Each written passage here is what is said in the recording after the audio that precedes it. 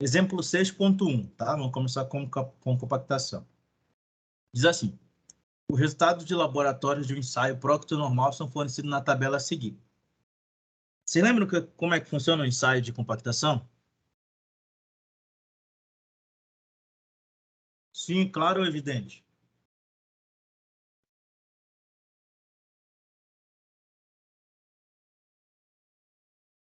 Vai lá, Luiz. Como é que funciona o ensaio de compactação?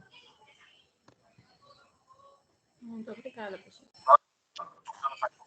São aqueles dois modelos apresentados no capítulo, né?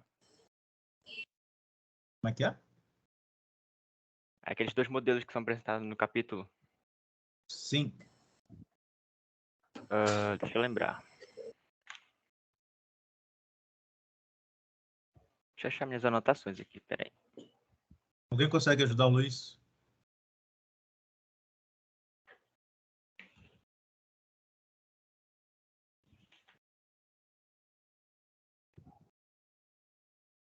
Você sabe de onde surgiu esse negócio de ajudas dos universitários? Não sei se vocês já ouviram falar isso. Pedir ajudas aos universitários.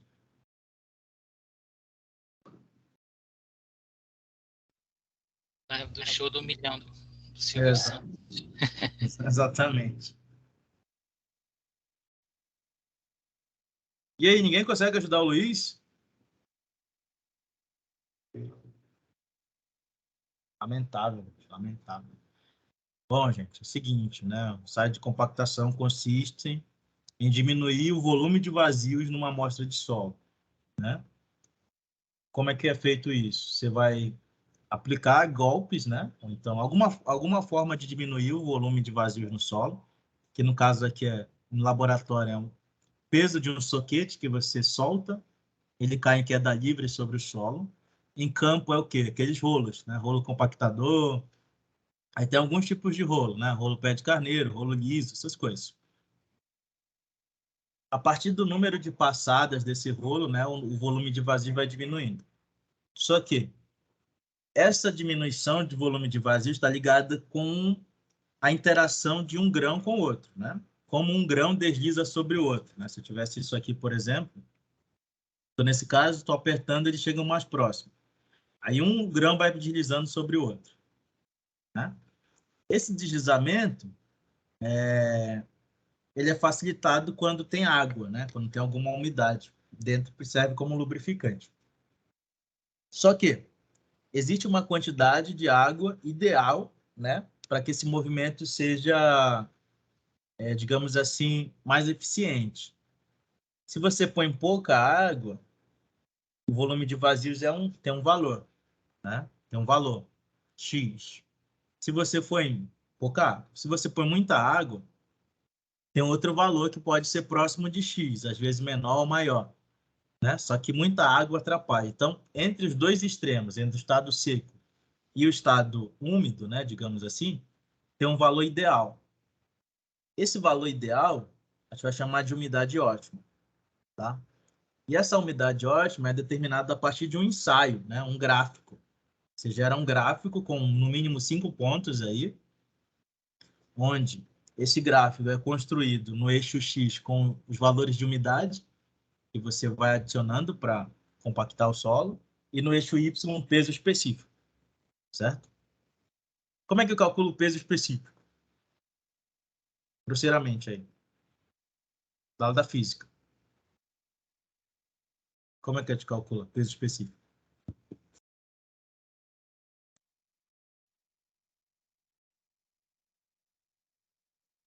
Hein? Densidade sobre volume. Seria massa sobre volume, né? Aí dá densidade. Aí esse valor de densidade vezes a aceleração da gravidade dá o peso específico. Beleza? Então seria isso. Então, no laboratório, o que a gente faz? A gente põe dentro de um cilindro, né? Já mostrei para vocês. Dentro de um cilindro e compacta esse solo. Esse cilindro tem um volume conhecido. Né? Por que a gente precisa do volume? Para calcular justamente a densidade. Aí o que a gente tem que determinar? A massa. Né? A massa de solo que está dentro daquele cilindro. essa massa dividida por esse volume vai dar a densidade, multiplicado pela aceleração da gravidade vai dar o peso específico. Então, nesse exercício aqui, ó, o que está sendo fornecido? São esses valores.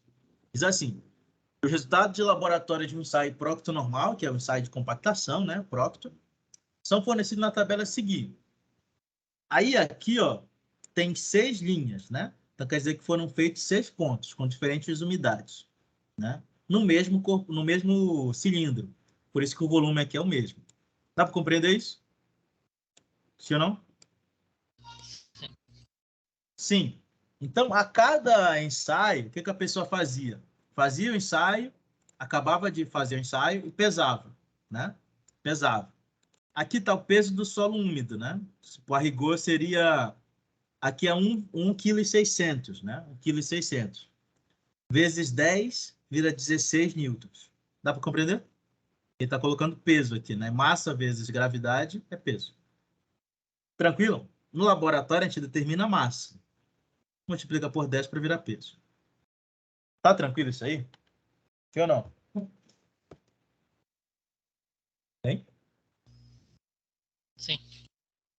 Aí, quando a gente faz esse ensaio de laboratório, para saber se o ensaio está dando certo, o que tem que acontecer com esses dados? Com o primeiro dado, você vai colocar uma determinada quantidade de água, digamos assim, 10. Certo? Aí você pesa, deu 16,81. Se aumenta essa quantidade de água para 12 aqui, por exemplo, a ideia que a curva tem que ter é de uma curva com concavidades virada para baixo, né? Ou seja, vai subindo, chega a um pico e desce. Então, segundo ponto, o peso dele tem que ser maior que o primeiro. Se isso acontece, quer dizer que o teu ensaio está dando certo. Caso não aconteça, digamos que diminui o peso, né? Em vez de 16, fosse 15. Aí o que eu teria que fazer? Em vez de aumentar a umidade, eu teria que diminuir. Dá para compreender isso? Sim ou não? Uhum. Sim. Tá bom. Então, o que a gente vai precisar calcular? Para fazer a curva de compactação, eu preciso ter o teor de umidade, que já está dado, certo? O que falta calcular é o γd, que é o peso específico. A gente tem massa, falta dividir pelo volume. Então, nesses exercícios de compactação, eu vou perguntar isso para vocês. Ou então peça, ó, calcule, ou então determine a curva de compactação. E a partir da curva de compactação, eu vou te pedir 2 valores, que seria o peso específico máximo e a umidade ótima. O que são esses valores? Passando aqui, ó. Então, está dizendo assim, determine o peso específico máximo seco, que é o γd, que é essa fórmula aqui, ó. A gente aprendeu lá nos índices físicos. Você lembra o que é cada uma dessas coisas? Sim ou não?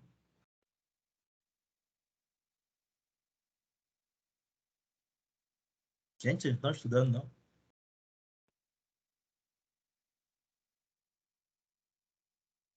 Hein?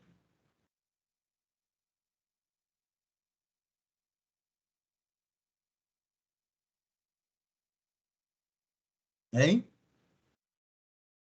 Vocês estão me ouvindo, não?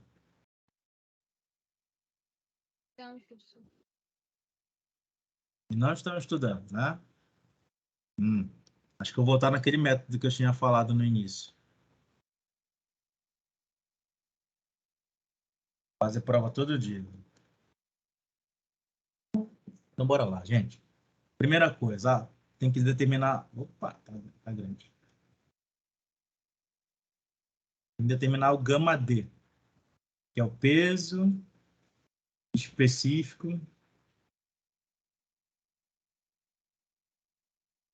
aparente seco, certo? Não está seco, mas porque tem uma certa quantidade de água, só que ele parece que está. A gente aprendeu isso lá nos índices físicos na mecânica 1. Mecânica não, geotecnia 1. A fórmula para calcular isso, ó, essa que está bem aqui, ó, é o gama dividido por 1 mais umidade por 100, né? Beleza? Essa umidade está em porcentagem. O gama, a gente já sabe. O gama vai ser o quê? Densidade, é ou não é? Que é massa sobre volume vezes a gravidade. Isso daqui a gente já sabe que é o quê? Peso. Então, logo, gama é o quê? Força-peso sobre volume. Dá para compreender isso? Né, gente? Sim.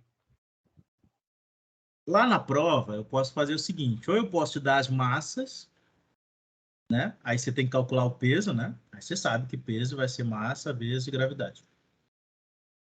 Você calcula isso. Ou eu posso te dar o peso direto. Aqui nessa questão, já deu o peso direto, né? Tá aqui, ó. A segunda coluna. Então, o que eu tenho que fazer? Eu tenho que calcular esses gamas aqui, ó, para cada um dos casos. Então, o que eu quero que você faça? Vamos lá. Gama 1 vai ser o quê? 16,81 dividido por 944. Tem dois problemas aí. Isso aqui está em Newton, certo? Newton.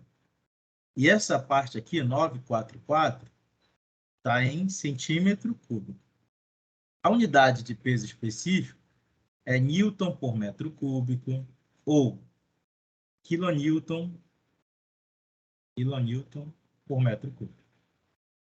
Tá bom? Então, o que eu tenho que fazer? Eu tenho que converter isso aqui. De Newton para quilonewton. O que eu tenho que fazer? Multiplicar por quanto? Ou dividir, enfim.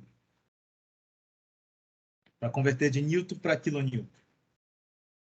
Vamos lá, já é para tu estar craque nisso aí. Você já fez duas mecânicas. Já fez físicas. Fica por mil? Estudando a foto. Hã? Por mil? O que eu faço? Multiplico ou divido? Multiplica. Tá bom. Então vamos lá. Vamos fazer com um negócio bem aqui. Quanto é 1 quilograma em gramas?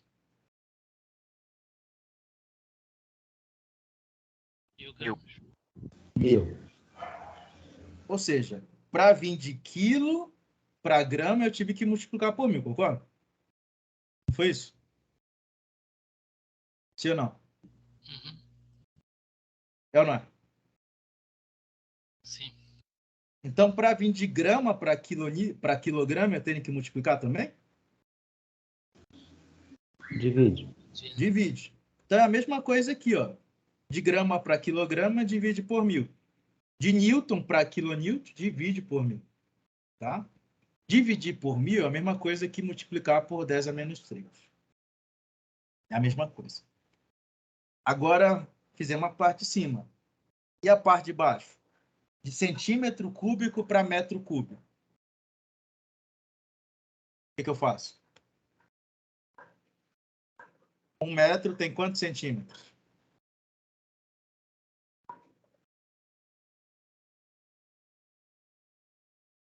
Hein? 100 centímetros. A gente fala com Divide. vontade, tá certo. 100. Né? 100. Então, se eu quero ir de centímetro para metro, eu divido por 100, né? Concorda? É ou não é? Uhum. Isso. Dividir por 100 é o mesmo que multiplicar por 10 a menos 2. 10 a menos 2. Só que isso aqui é centímetro cúbico. Então, eu tenho que elevar isso ao cubo. Então, quer dizer que para converter de centímetro cúbico para metro ao cubo, você multiplica por 10 a menos 6. 3 vezes menos 2. Dá para compreender? Sim ou não? Sim. Ok. Metro cúbico. Ou seja, para converter gama 1, né? Ponto 1, seria 16,81, né? Nessas condições que eu estou dando aqui agora. Dividido por 9,44. Beleza? Aí, ó, o que eu teria que fazer? Sinais, conserva a base, né? Sim ou não? Esse 10 vai ficar em cima ou embaixo? Vou fazer aqui devagar, tá? Só para dar essa colher de chá para vocês aí, que vocês não estão estudando. Próxima aula que a gente chegar aí afiado nas coisas vai ter consequências. Quais são as consequências? Prova. Você concorda que 10 a sexta é a mesma coisa que 10 a menos 3 vezes 10 a menos 3? Sim ou não?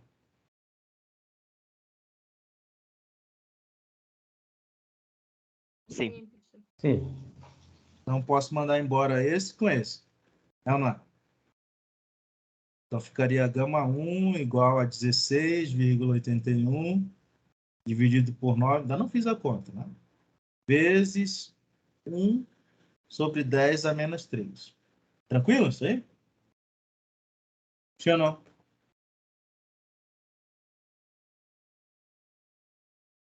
Aí, ó. Então, ó, gama 1 pode ser escrito assim, 16,81, né? Se eu quiser passar esse 10 para cima, o que eu tenho que fazer com o sinal do expoente? Troca o sinal. Troca, né, o sinal. Então, se ele está embaixo, quero fazer para cima, troca o sinal. Então, será 10 a menos 3, aqui passa a ser 10 a terceira, dividido por 944. Então, essa aqui é a conversão. Qual é a nossa lógica, então? Para sair, ó, de Newton por centímetro cúbico para quilonewton por metro cúbico, basta multiplicar por 10 a terceira. Tá tranquilo? Sim ou não? Chegou nessa conta aqui, ó. Viu que apareceu só um 10 a terceira? A única diferença aí?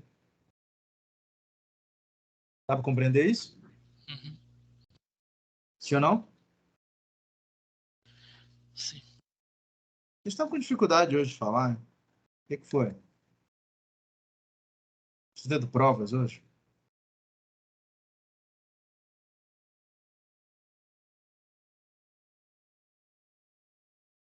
E aí, Mirna, você tá aí? Ô, professor, Por que você não tá falando? eu estou aqui, prestando atenção. Começar a fazer perguntas pontuais. Eu já fiz a do Luiz, a de hoje. Então, ó, vezes 1000. Isso aqui deu 17,81 quilonewton por metro cúbico. Foi esse que está lá no livro? 17,81. Tá vendo aqui?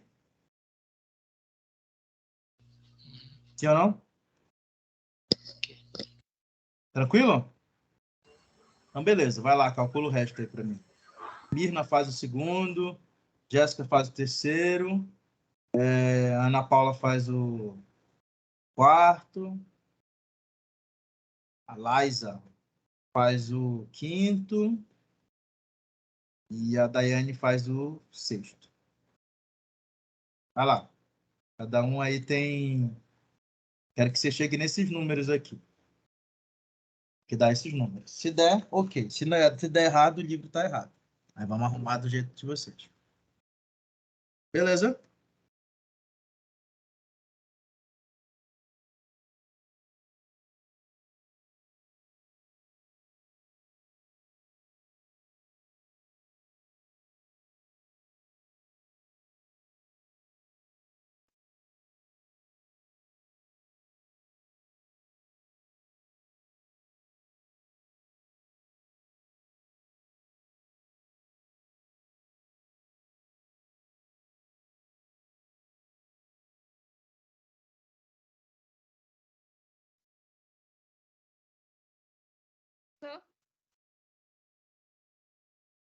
Professor? Já? Não, é que o senhor colocou a calculadora bem na frente, eu não tô vendo os números. Ah, tá. Desculpa, doutora. Pronto. Bateu, professor. Deu, na verdade, deu 18,89 e arredondando dá 18,90. Tá perfeito, doutora. Muito obrigado. E os outros aí, conseguiram?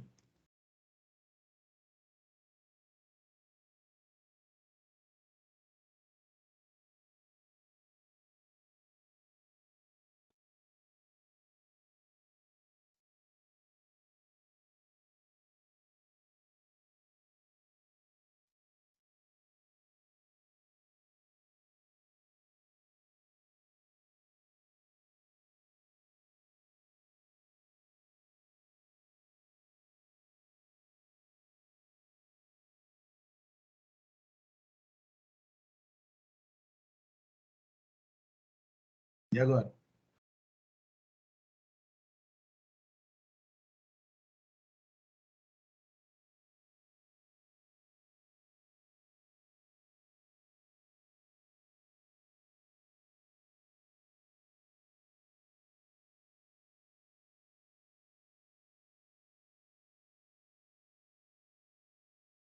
Eu Já, gente? falei, aí tem que arredondar, né? Sim, duas casas. Sim, porque deu 18, 37. 37, né? E o 9. Aí acho que eles colocaram do 9, colocaram 38. Tá certinho, doutor. Isso mesmo.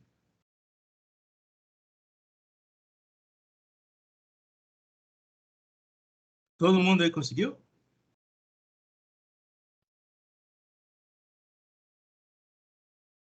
Aqui, ok. Tá. Então acho que vai tá dando certinho. Se deu mais de 2 números iguais, o resultado deve estar certo.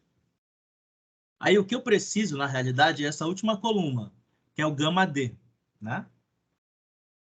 Aí, ó, a gente não precisa converter em nada, porque já vai entrar com o gama em quilonewton por metro cúbico. E a umidade não tem unidade, né? No caso aqui é porcentagem. Então, por isso que está dividindo por 100. Tá legal? Então, o que você vai fazer? Você vai pegar esses valores aqui, ó. Vamos fazer o primeiro. Vou fazer aqui em cima, tá? Para não perder. Gama D vai ser gama dividido por 1 mais umidade por 100. Né? Se for gama D1, vai ser 16,81 dividido por 1 mais a umidade, que no caso aqui é 10, né? 10 dividido para 100.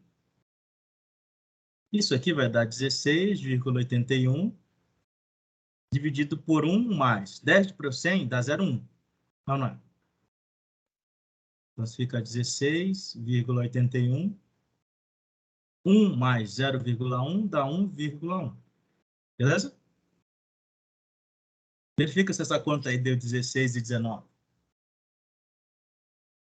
Fazer aqui logo.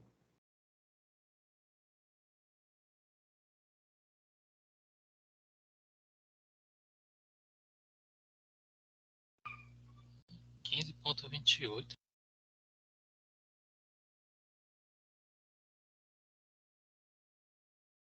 Eita. Então vamos colocar o nosso aqui. Tá ligado? Ok.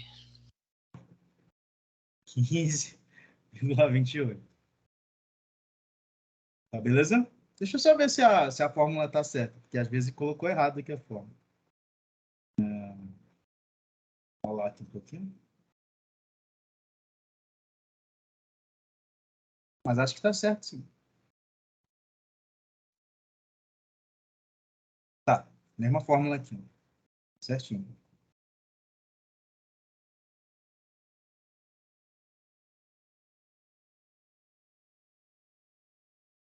Então, já sabe, tem que refazer toda a conta aí. Deixa eu ver se colocou certo aqui. Ó. Não, ficou errado.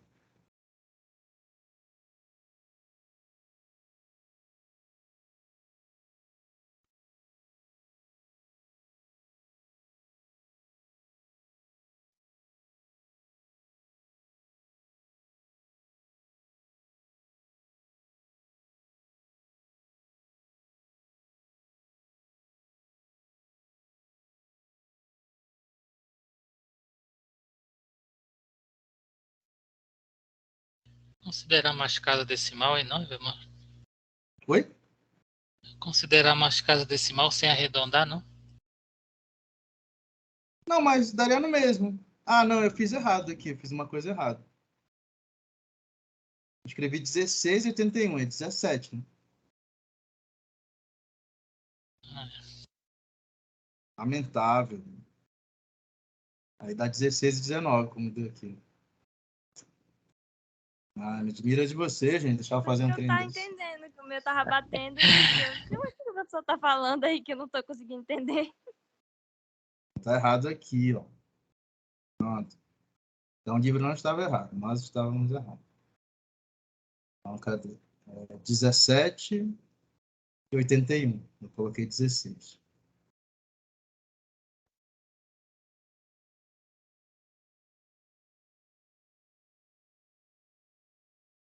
Vai dar 16 na 19 kN por metro cúbico. Beleza? Tranquilo isso aí? Ok. Cai um negócio desse na prova, é suave. Sim ou não?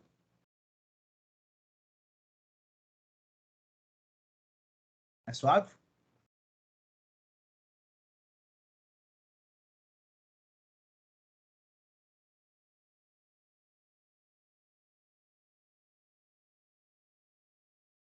Vou trazer aqui para baixo.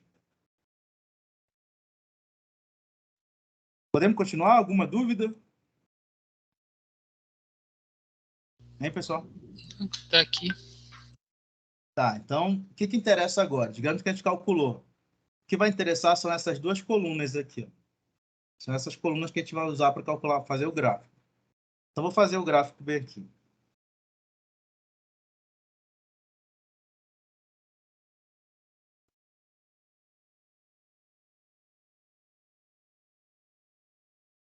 Então, ó, o gráfico ele começa com 10, tá vendo? Você não precisa começar do zero, se quiser. Então, eu vou dividir aqui em espaços iguais. Dividir aqui na metade da metade, metade da metade da metade. Tá? Então, vamos ver aqui. Ó. 1, 2, 3, 4, 5, 6, 7.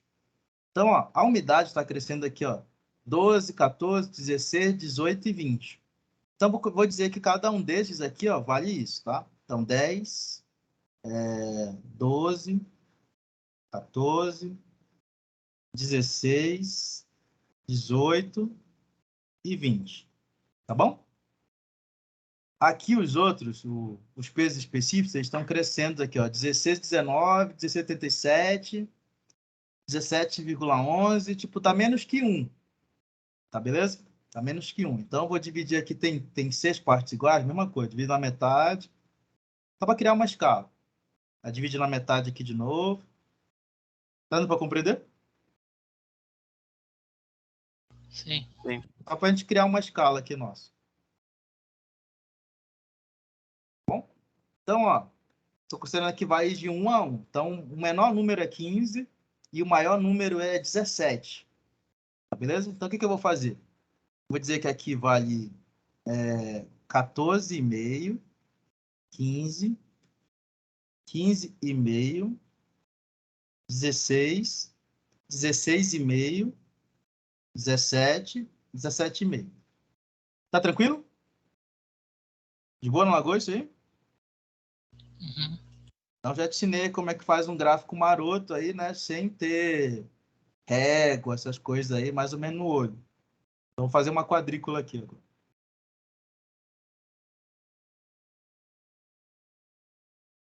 Cara, que tu vai fazer melhor, porque tu vai fazer no caderno, que é mais fácil do que nessa mesa aqui.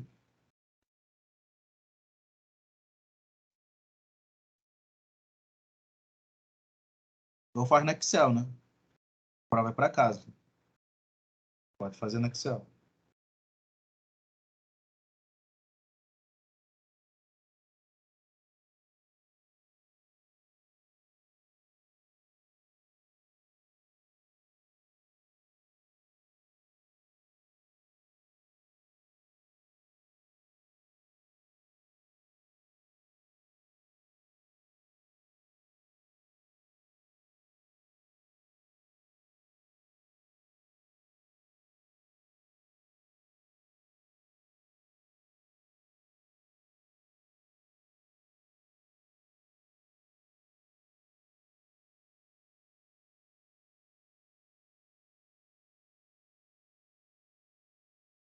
Beleza? Então vamos lá.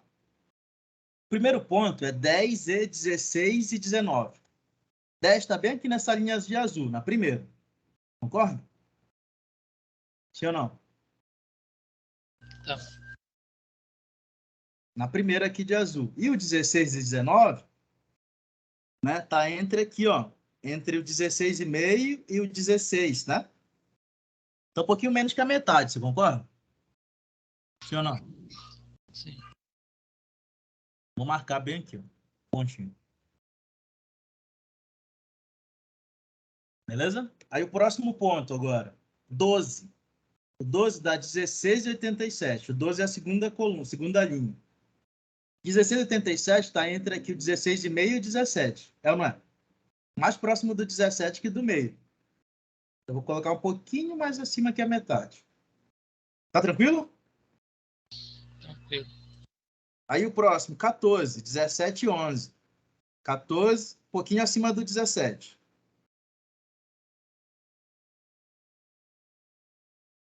Aí o próximo, 16, 16,74. O 16,74, né? Ele está um pouquinho abaixo desse ponto aqui, ó. Vou colocar um pouquinho abaixo, só. Tá tranquilo?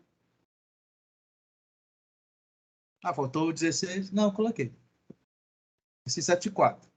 Próximo ponto, 18. É ou não é? Tá dando 16,2. Vou marcar aqui em cima do 16, só para a gente ter uma noção aqui. Tranquilo isso aí, gente? Sim ou não? Tá sim.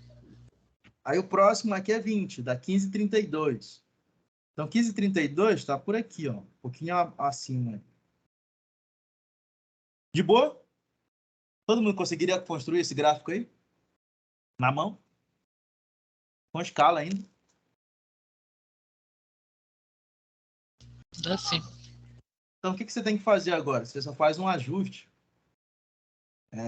desses pontos, tá? Tem gente que faz o seguinte, ó. Passa uma reta e passa uma reta. Aí isso aqui você faz um arredondamentozinho, assim, digamos assim, tá? Mas eu não vou fazer isso, que ia ficar muito feio aqui para nós. Caso você queira fazer. Vamos só tentar fazer uma concordância aí. De preferência, quando for construir esse gráfico, sempre faça ele no Excel, tá? Para fazer o melhor ajuste.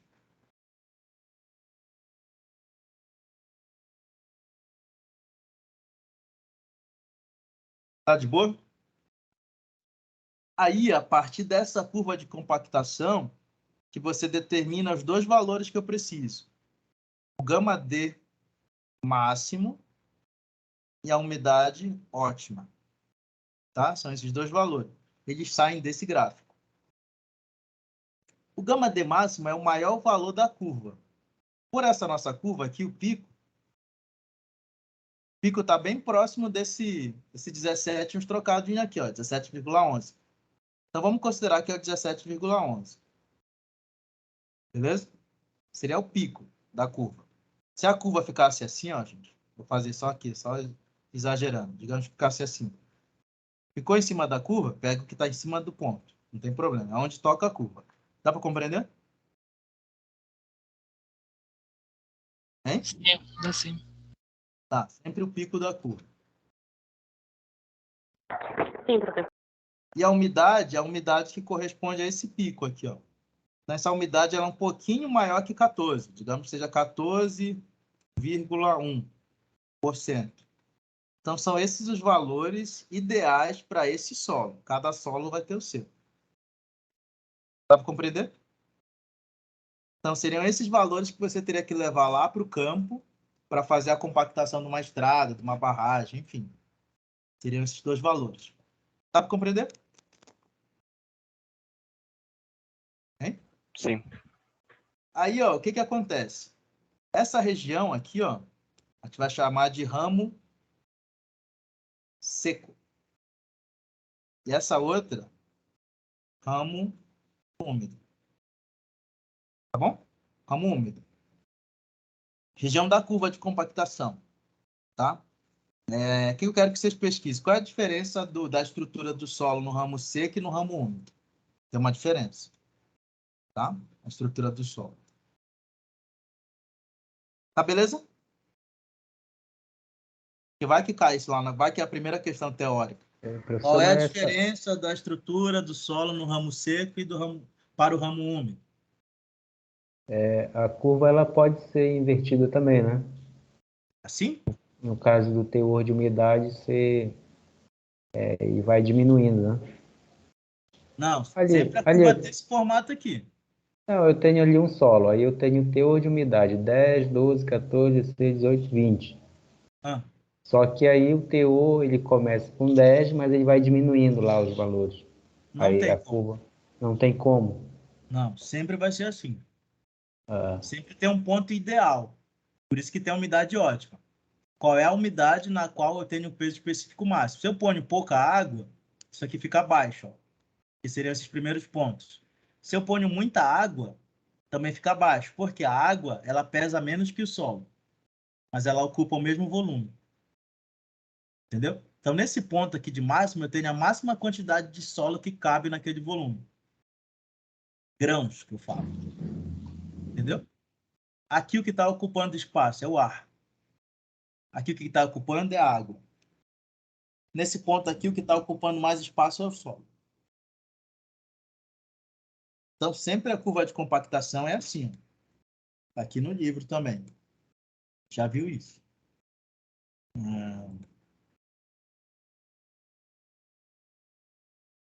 Deixa eu ver se tem uma curva. Tá vendo aqui, ó? Sempre no mesmo formato. São várias curvas de compactações aqui.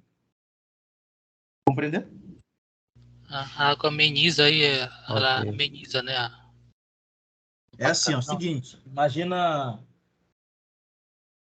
o seguinte. Imagina que você tem um balde aí, né?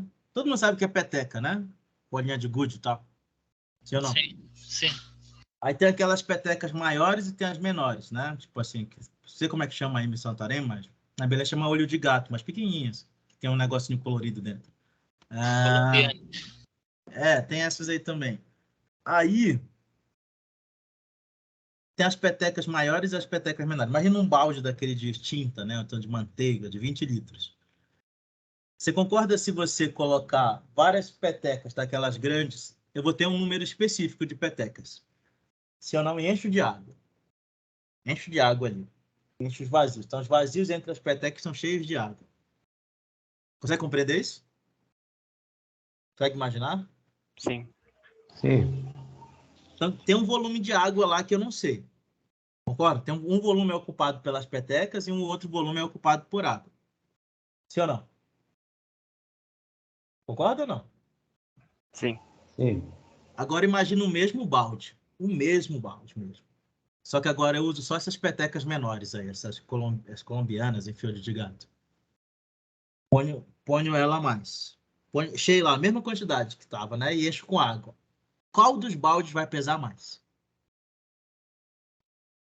Vai ter mais peso? Primeiro ou segundo?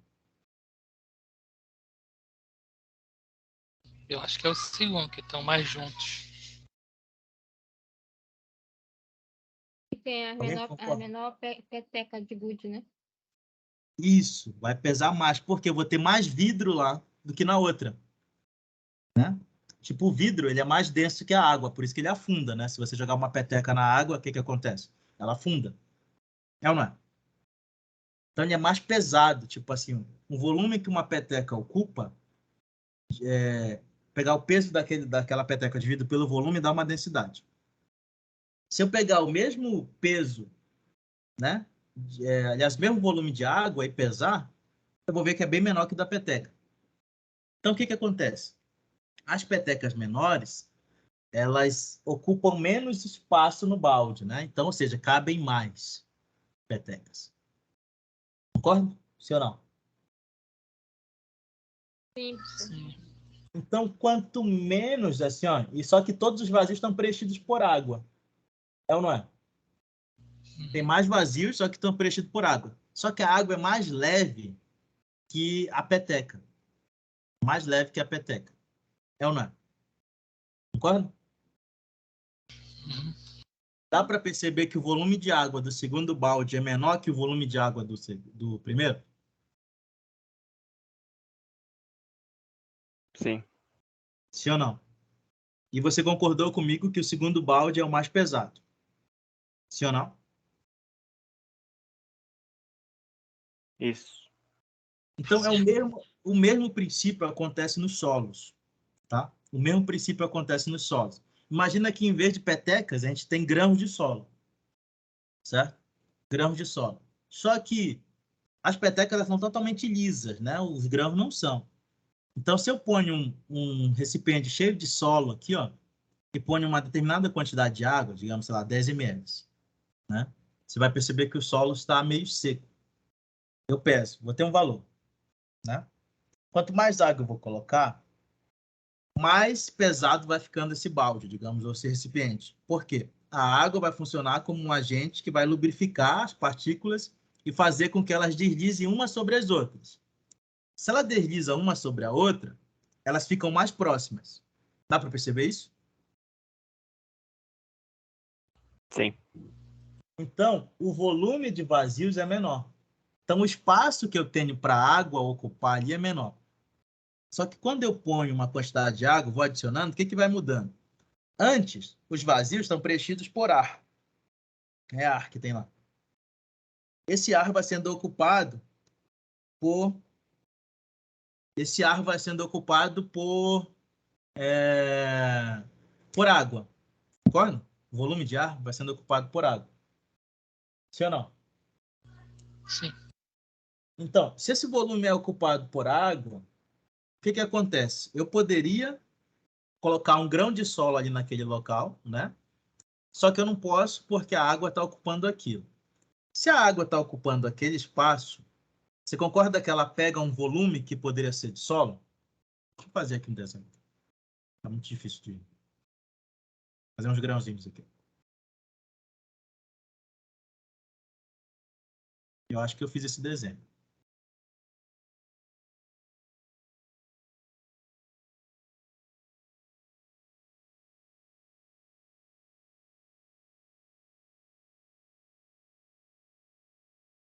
Aqui embaixo.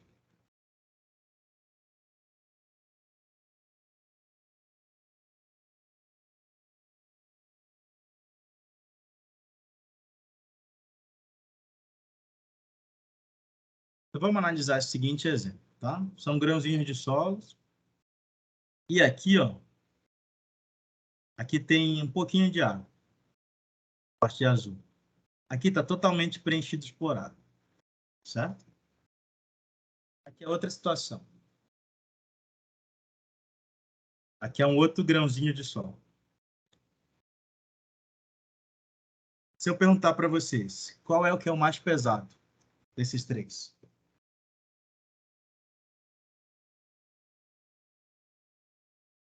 É o 3. Por quê? O volume de vazios aqui ó, é menor do que esse. É ou não é? Volume de vazio 3, volume de vazio 2, volume de vazio 1. Qual o volume de vazios 1 é maior que o volume de vazios 2, né? No caso aqui eles são iguais, digamos assim, sabe? Que é tanto ar, água e vazio. Que é maior do que volume de vazio 3. Beleza? Sim ou não? Sim. Dá para perceber isso? É isso que acontece no solo compactado. Tipo, a água serve como agente lubrificante e essas partículas de solo passam a ocupar os volumes de vazios, diminuindo cada vez mais esse volume de vazios. Só que tem uma hora que essa água passa a ocupar o volume e não deixa o solo entrar. Certo? E existe uma hora que está tão seco que o solo não consegue deslizar. Então, é isso que está acontecendo aqui. Ó. O primeiro estágio, esse primeiro estágio aqui é o que ocorre no ramo úmido, no ramo seco aqui da curva. Dá para perceber isso? Essa região aqui, ó. É isso que está acontecendo. Tipo, tem pouca água e os grãos não conseguem deslizar uns sobre os outros, por causa do atrito. Beleza? No segundo, eu vou adicionando água de modo que os grãos conseguem deslizar, né, nesse ponto aqui, um sobre o outro, e eu consigo ter um volume de vazios menor. Ou seja, os poros que antes estariam preenchidos por ar ou água, agora passam a estar preenchidos por solo. Então é por isso que essa curva aqui aumenta. Tem um pico. Certo? Tem um pico. Nessa segunda parte aqui, ó, chega uma certa região que não adianta eu colocar mais água aqui, que eu não consigo mais mudar o volume de solos. Ele não consegue ir de um lado para o outro. porque a água atrapalha, a água ocupa o espaço. Se a água ocupa o espaço, aquele volume vai pesar menos. Então, se ele pesa menos, esse valor dessa curva diminui também, mesmo aumentando a umidade. Dá para compreender isso? Sim ou não? Deu sim. Beleza? Então, é por isso que a curva de compactação sempre tem esse jeitão aqui. Nunca vai ser assim, nunca vai ser assim, sempre tem que ser essa forma. Tem que começar de baixo, sobe e desce. Pode ser assim, professor? Pode. Pode ser assim? Pode. Mas sempre tem que ter um ponto mais alto que os outros. Tá entendido?